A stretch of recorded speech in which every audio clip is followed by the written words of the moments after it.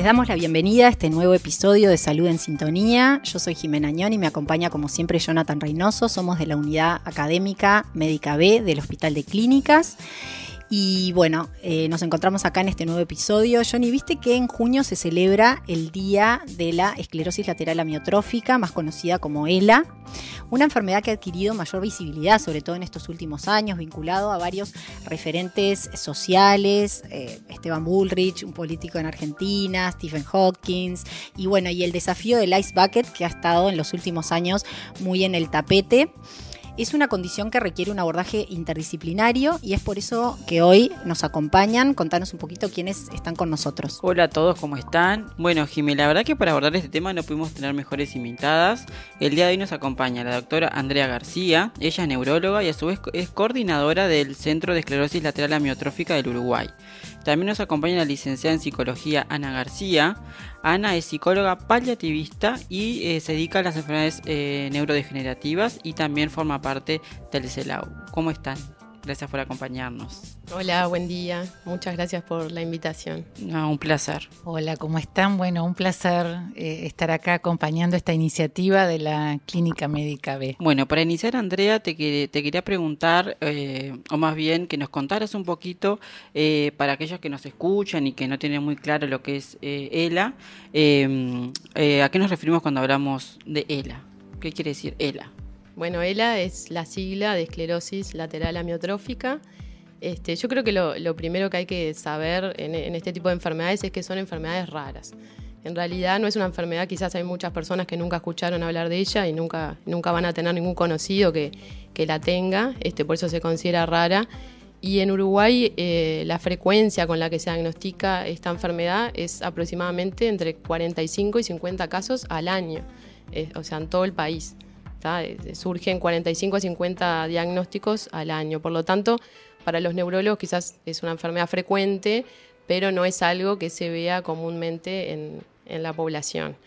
Y es una enfermedad que se caracteriza por ser lo que llamamos neurodegenerativa.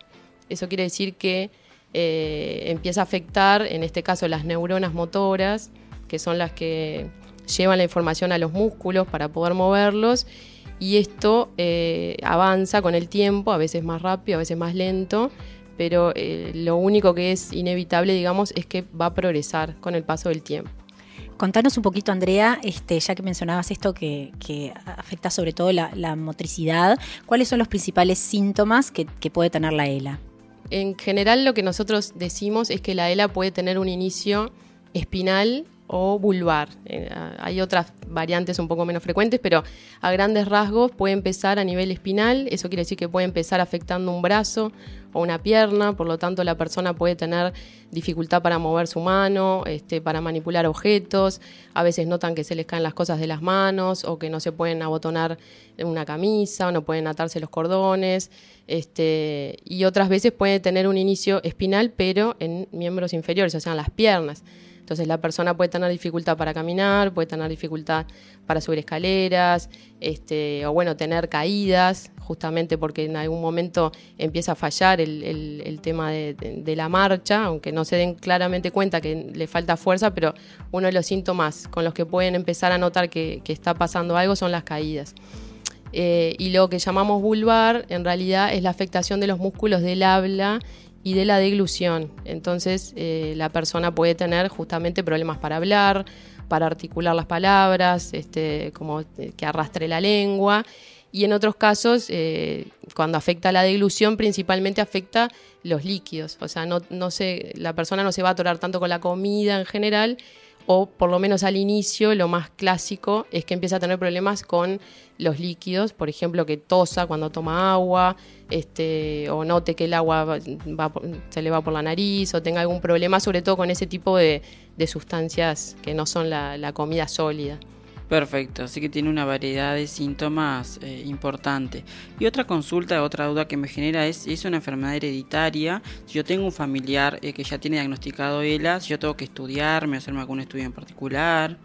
Bueno, ese es un campo bastante complejo. La ELA es una enfermedad que en el 90% de los casos, 95% de los casos, es esporádica. Eso quiere decir que no va a haber ninguna herencia, la persona va a ser la única afectada en su familia, o sea, no va a tener ningún familiar, no la va a heredar a sus hijos. Pero bueno, es verdad que en un 5 o un 10% sí hay un componente genético importante que tampoco es tan fácil de dilucidar porque hay muchos genes involucrados con esta enfermedad y es un campo en el cual se investiga bastante, más allá de que se hayan identificado algunos genes como con más peso en generar la enfermedad, no siempre es concluyente, digamos, que una persona con determinado gen afectado va a desarrollar la enfermedad.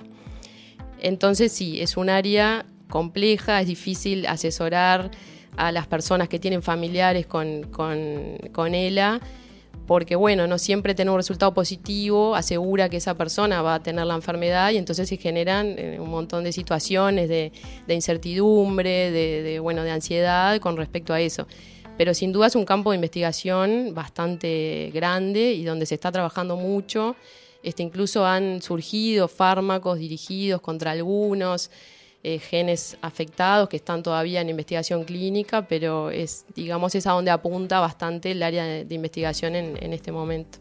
Ya que hablas un poco de esto y ahora te vamos a preguntar del tratamiento, antes de pasar a esa pregunta te quería preguntar, entonces con esto que nos comentás que es como bastante controversial al día de hoy el tema de la herencia, ustedes al día de hoy, ¿qué es lo que recomiendan? Si mi mamá o mi papá tienen ELA, ¿ustedes recomiendan que los familiares se hagan algún estudio en particular o no? O simplemente, un control más bien clínico. Bueno, hay diversas opiniones en el tema, no hay una pauta concreta, es bastante individualizado en cada caso. En Uruguay estamos bastante en pañales con el tema de los estudios genéticos, hemos hecho alguna investigación genética que todavía no hemos publicado, pero la realidad es que, por ejemplo, de los pacientes que nosotros analizamos el perfil genético, tenían mutaciones para las cuales no existe un tratamiento aún. Entonces, como te digo, es un área que está en desarrollo, es difícil decirle a una persona así, tenés que hacerte los estudios por eso mismo, porque después, ¿qué hacemos con esos resultados? Como les decía, hay un solo gen por ahora en el mundo para el cual existe un tratamiento que tampoco ha demostrado grandes cambios en la progresión de la enfermedad.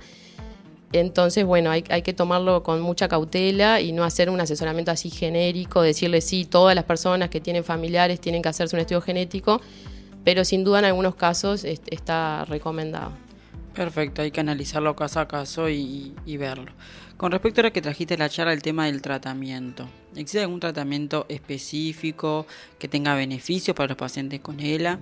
Bien, es muy interesante el tema del tratamiento porque muchas personas o muchos médicos le dicen a los pacientes que no hay un tratamiento o que no se puede hacer nada, que lamentablemente es lo más alejado de la realidad, porque sí, más allá de que no hay una cura, como para muchas enfermedades crónicas que no tienen cura, sí existen un montón de intervenciones y de tratamientos que tienen un impacto en la enfermedad.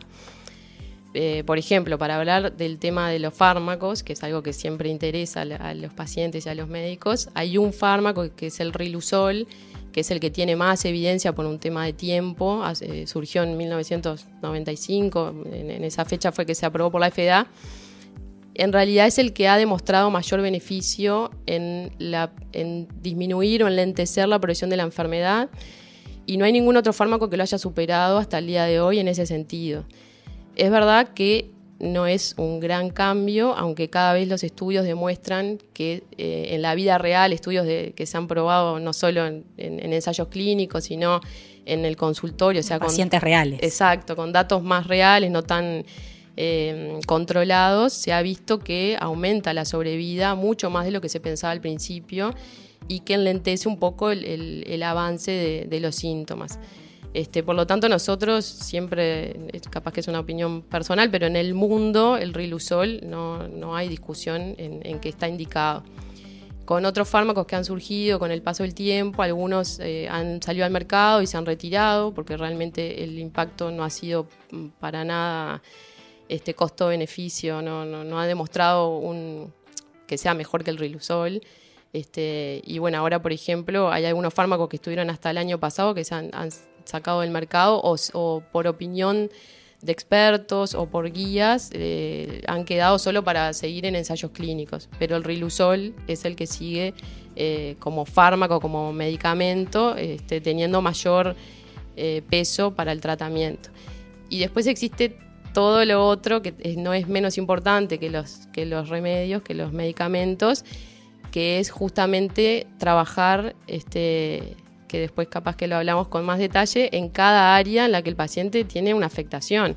Está comprobado, por ejemplo, que mantener el peso adecuado tiene un impacto en la enfermedad, que hacer fisioterapia, hacer actividad física, hacer fisioterapia respiratoria, entre un montón de otras intervenciones, todas sumadas, obviamente van a generar una evolución distinta. Impacto positivo, exacto, quizás en lo que es la calidad de vida de la persona. Claro, en todo, o sea, a nivel de mantener funcionalidad, eso obviamente la persona que mantiene funciones y mantiene independencia va a estar asociado con una mejor calidad de vida, y bueno, como que una cosa va de la mano de la otra, pero hay muchas áreas para trabajar que generan justamente eso, un cambio en la evolución natural de la enfermedad. Porque un poco viendo lo que nos comentabas anteriormente de los síntomas y toda la incapacidad física que puede determinar la enfermedad, vemos que esto lleva a una pérdida de la autonomía de la persona, ¿no? Que empieza seguramente a ser quizás más dependiente de cuidados de otras personas. Imagino que esto debe tener un impacto psicológico importante y es ahí donde el abordaje que se plantea como interdisciplinario, me imagino que es importante. Ana, ¿qué nos puedes comentar de esto? Bueno, esta es una enfermedad dura que genera un gran impacto para el paciente y para la familia. Como decía Andrea, genera una afectación tan heterogénea, tan amplia, que requiere una mirada compleja para pensar esta enfermedad. El diagnóstico de la esclerosis lateral amiotrófica, los pacientes nos dicen, es como una piedra que me cayó encima de mi cabeza, porque esta es una enfermedad como muy específica. Hay que hacer diagnósticos diferenciales a veces con otro tipo de enfermedades neuromusculares. Como decía André, es la clínica la que va determinando esto, lleva un tiempo, ahí se genera un periodo que muchas veces los recibimos nosotros, porque en el hospital después lo profundizamos, pero vienen a consultar por segunda opinión y el paciente llega y la familia con mucha incertidumbre. Y se genera un tiempo de un cimbronazo existencial muy importante, sobre todo primero porque es una enfermedad que no tenemos chance de curar hoy, después porque el paciente sabe a través de los medios, como decían ustedes, conocen por los medios de comunicación a otros pacientes que han tenido esta enfermedad y rápidamente lo primero que nos plantean en la consulta psicológica es la vivencia, es como anticipar el proceso del desenlace o del deterioro. Y una de las primeras cosas que hemos compartido y estamos convencidos que es importante es que no hay un paciente igual a otro, ¿no? Que la pérdida de autonomía es real y que el gran desafío es aprender a gestionar la ansiedad primero de lo que genera el pensamiento anticipatorio de lo que se puede venir, y el gran desafío de trabajar con ellos es cambiar el chip que siempre nos cuesta, aprender a vivir el día de hoy, el día a día, ¿no? Y aprender a disfrutar, que a veces cuando estamos en la vorágine del día a día no nos damos cuenta de lo valioso que es caminar, correr, disfrutar. Estos pacientes van perdiendo la autonomía y es de las cosas que genera mayor sufrimiento. Sobre todo el aprender a delegar, ¿no? El aceptar que a veces uno no puede y que tiene que incorporar a otros, ya sea familiares o cuidadores externos, que los ayuden, pero son sacudones importantes. Eso es una realidad.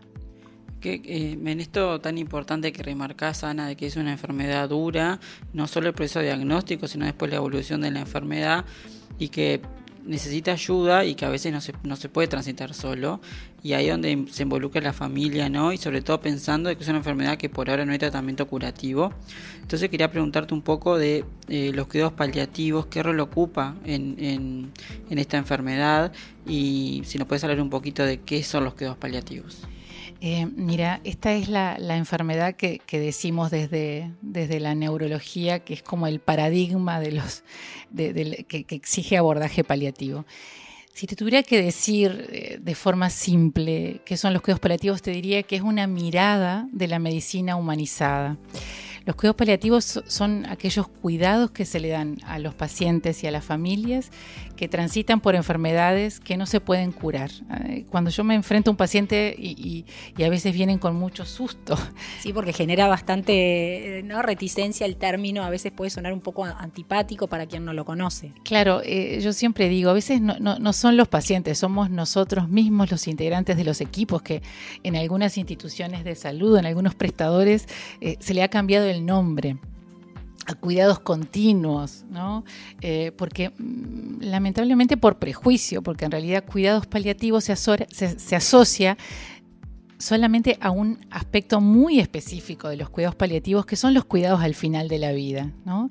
Pero con estos pacientes podemos trabajar muy precozmente, brindándole, trabajando especialmente en aquellos momentos en que se requiera. O sea, el paciente puede estar en cuidados paliativos, pero a su vez puede seguir con su médico neurólogo tratante o con su equipo de medicina domiciliaria tratante. El médico de la comunidad que lo pueda seguir viendo. O sea, la idea es que el paciente al inicio sobre todo pueda entrar y salir de paliativos en función de las necesidades que tenga. Si tiene que hacer algún control de síntoma, el médico paliativista va a tener herramientas como muy específicas para poder manejarlo. Y otra cosa interesante que tiene paliativos, que nos ha ayudado mucho en el CELAU, es la herramienta del pensar desde el equipo. O sea, no se puede hacer paliativo sin pensar en la complejidad del ser humano, o sea, las múltiples dimensiones que tenemos, y como frente a una afectación del nivel de las características de la ELA, impacta sobre los aspectos físicos, emocionales, afectivos, las funciones cognitivas, nutricionales, sobre todo la comunicación. O sea, hay muchas áreas que exige que desde el lugar de todas las profesiones y las disciplinas ayudemos como a pensar esto, ¿no? O sea, cada vez con Andre estamos convencidas que tenemos que pensar desde un todo complejo y enriquecer la mirada. Ya la imagen del médico neurólogo solitario en un consultorio para acompañar a un paciente con ELA nos parece como una mirada muy empobrecida, ¿no? Y por suerte cada vez más desde la neurología. Hace poquito en un congreso participé en una mesa de neuropaliativos. Hay un desarrollo muy exhaustivo sobre el aporte de los cuidados paliativos hacia la neurología en este caso. Ahí está, y tomando un poquito esto que nos comenta Ana, Andrea, ¿cuál es tu experiencia y más desde el punto de vista del neurólogo, cuándo te parece el momento más oportuno para contactar al paciente con el equipo de cuidados paliativos? ¿Cuál te parece que es el mayor beneficio de que el paciente sea, digamos, asistido por un equipo de médicos donde estés participando tú como neuróloga y donde de repente también participen médicos paliativistas? Bueno, un poco lo que decía Ana, yo creo que el contacto con el equipo de paliativos tiene que ser desde el inicio, porque no quiere decir que uno pase de estar con su neurólogo a estar con el equipo de paliativos, sino que se trabaja en conjunto. Entonces, determinadas intervenciones las puede hacer mejor el paliativista y otras intervenciones las va a hacer quizás mejor o de alguna manera más pertinente el neurólogo, pero en realidad se trabaja en equipo. La idea es tomar decisiones en equipo, eso mejora ampliamente las decisiones para el paciente, y también como personal de salud hay una realidad que son situaciones muy dolorosas, obviamente para el paciente y su familia, pero también para el médico.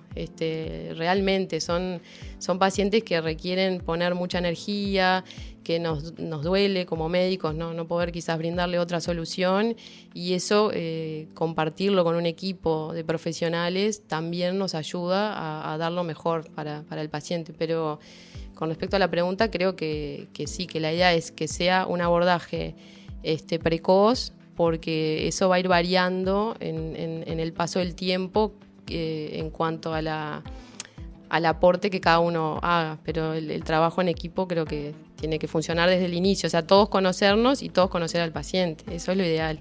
Ahí está. ¿Y a ti te parece que hoy por hoy en Uruguay están dadas las condiciones como para que todos los pacientes con este diagnóstico puedan acceder a cuidados paliativos? ¿Te parece que todavía estamos un poquito lejos? Hay que, transmitirle a la gente que, bueno, que es un derecho y que está bueno que también ellos lo puedan solicitar en su centro asistencial, el recibir cuidados paliativos.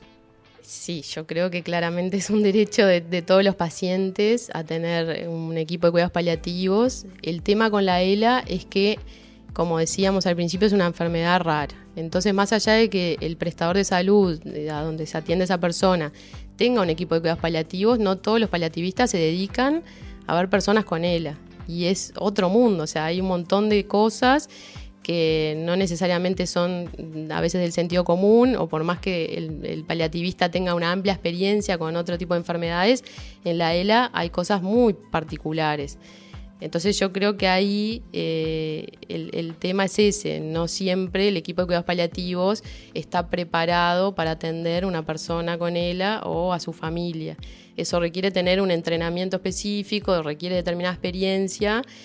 Y también es lógico que no se puede formar todo el mundo en ELA porque no se puede saber de todo. Entonces yo creo que es una opinión personal que tiene que haber un lugar, o digamos en el Uruguay quizás más de uno, pero centralizar un poco la formación para que la persona con ELA tenga el personal o los profesionales mejor capacitados para ello. Pero en Uruguay, como les decía, no son tantas las personas con ELA. No puede haber en cada institución un equipo especializado en ELA. O sea, obviamente que eso es irreal y no tiene ningún sentido. Yo creo que se puede concentrar en determinados lugares y que todos los pacientes asistan a esos lugares de referencia. Esto que está bueno que traes a la conversación de los centros de referencia, porque uno las escucha hablar y piensa, ¿no?, en la complejidad de la enfermedad y lo mucho que se beneficia el paciente del abordaje multidisciplinario, y uno tiende a pensar de que a partir de eso se crearon centros de referencia, y nosotros acá en el hospital tenemos el CELAU. Entonces quería preguntarles, bueno, ¿qué es el CELAU? ¿A qué se dedican? ¿Qué tareas desarrollan? Bueno, el CELAU es el centro de ELA del Uruguay, que surge justamente ante la necesidad de que las personas con ELA no podían valorarse en una policlínica con otros pacientes con otras enfermedades porque tenían características que ameritaban dedicar completamente a ese paciente, o sea, dedicación completa, formación específica. El CELAU se forma en el 2014, y acá hay que destacar que fue sobre todo a raíz de una inquietud de los familiares de la asociación Tenemos ELA Uruguay, que justamente pusieron en la mesa que tenía que haber un lugar especial para ver esos pacientes, y bueno, a través de la cátedra de neurología se generó ese lugar específico. Por lo tanto, al día de hoy llevamos 10 años trabajando con personas con ELA. Nos hemos formado, hemos aprendido, hemos generado un equipo que al día de hoy trabaja muy bien y de una forma que nos enorgullece, porque trabajamos justamente de forma interdisciplinaria, pero nos articulamos como en duplas, para que el paciente no tenga que repetir toda la historia, no tengamos que examinarlo varias veces. O sea, la idea es generar una consulta donde se optimicen los tiempos, donde se pueda pensar el paciente en conjunto, pero bueno, como no podemos estar todos juntos en el consultorio, nos dividimos, generalmente los neurólogos con los fisiatras, la nutricionista con la fonoaudióloga y la psicóloga con los médicos de cuidados paliativos. De esa manera lo que hacemos es optimizar los recursos y tratar de generar entre todos esa visión en conjunta de cada área, ¿no? Tratar de sacar desde cada lugar cuáles son las medidas que tenemos que tomar con ese paciente, cuáles son las inquietudes del paciente. Pero yo creo que sobre todo lo que a las personas les gusta más, digamos, de venir al CELAU es el tiempo que le dedicamos. Más allá de que estemos formados especialmente en algunas cosas, que quizás tengamos más respuestas que otros colegas. No es una consulta apurada de 10 minutos. Nos tomamos mucho tiempo. A veces los pacientes se van un poco agotados porque realmente queremos hacer tantas cosas y aprovechar esa consulta que prácticamente los tenemos como 1 hora por equipo. O sea, a veces han durado 3 horas la consulta. Y eso, más allá de que puede ser cansador quizás, sí, es algo que el paciente valora, de que se le escuche, porque a veces las inquietudes que tenemos el equipo de salud no son las mismas que tiene el paciente, y es una realidad. A veces lo que nos preocupa a nosotros de tratarle a una persona con ELA no es lo que la persona con ELA quiere mejorar en su vida, y eso hay que hacer como un clic de nuestro pensamiento y escuchar realmente lo que quiere el paciente. A veces los pacientes quieren tomar mate, y bueno, ahí no es conseguir determinado tratamiento específico. Bueno, hay que trabajar en lo que el paciente quiere. Y eso, una consulta de 15-20 minutos que se da en la mayoría de los lugares, es imposible. Bien, y contanos un poquito, ¿el CELAU funciona acá en el hospital? ¿Cómo puede la gente contactarse con el CELAU? ¿Cómo funciona? ¿Cómo se accede a la consulta? Bien, una cosa que me quedé pensando cuando Johnny arrancaba, decía de la multidisciplina, y ese es un gran desafío que por suerte hemos crecido a la interdisciplina, que en realidad yo digo, una cosa es decirlo en teoría y otra cosa es vivirlo, ¿no? Sentir que nos podemos apropiar de los términos que el otro usa con propiedad y sin sentirnos mal, es una experiencia de interdisciplina preciosa, o sea, de poder intercambiar las jergas, ¿no? Lo que cada uno de las miradas, y bueno, el trabajar en equipo creo que es una fortaleza de este equipo que se ha ido construyendo. André hace 10 años era residente, ¿no? Tenemos la primera foto con Andrea. Yo estaba haciendo mis primeras armas en la psicología paliativa, pero bueno, creo que es una mirada que enriquece mucho. Quiero hacer un comentario que a mí me hizo pensar mucho. Un día un paciente me dice, pensar que me dijeron en relación a la comunicación de la mala noticia, ¿no? Del diagnóstico de la enfermedad. Pensar que me dijeron exactamente lo mismo, el contenido era igual. ¿No? Las palabras que usó el médico eran las mismas, pero acá sentí que me dieron esperanza, y eso me pareció fantástico, porque ahí sentí que esto que dice Andrea no está nada más lejos de esa vivencia de no hay nada para hacer, que muchas veces la medicina más ortodoxa tiene esa mirada de que como no se puede curar, ya hay que desistir de cualquier terapéutica. Hay un montón de cosas para hacer, y sostener y fortalecer la esperanza es el principal desafío.